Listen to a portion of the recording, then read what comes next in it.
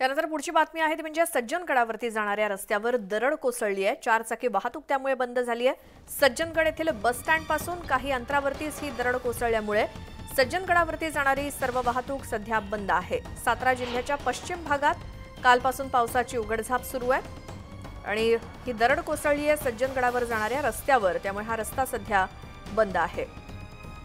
अधिक माहितीसाठी जाऊयात, आमचे प्रतिनिधी सचिन जाधव आहेत आपल्या सोबत। सचिन, किती पाऊस तिथे सुरू आहे आणि त्याचे परिणाम काय दिसतायत?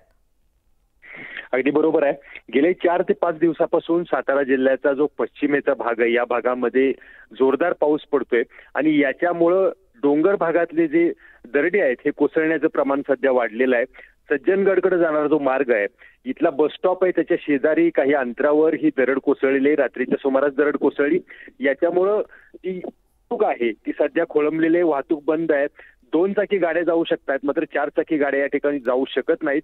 आणि दुसऱ्याच बाजूला सांगायचं झालं तर महाबळेश्वर मधला जो घाट आहे, केळगरचा घाट, या ठिकाणी सुद्धा काल रात्री एक छोटी दरड कोसळलेली आहे। याच्यामुळे एकतर्फा वाहतूक सुद्धा सुरू असल्याचं पाहायला मिळतंय। साताराच्या पश्चिम भागामध्ये जो सध्या जोरदार पाऊस सुरू आहे, याच्यामुळे दरडी कोसळण्याचं प्रमाण वाढलंय आणि यामुळे प्रशासनानं सतर्कतेचा इशारा इथून प्रवास करताना देण्यात आलेला आहे। सचिन, धन्यवाद या सगळ्या माहितीसाठी।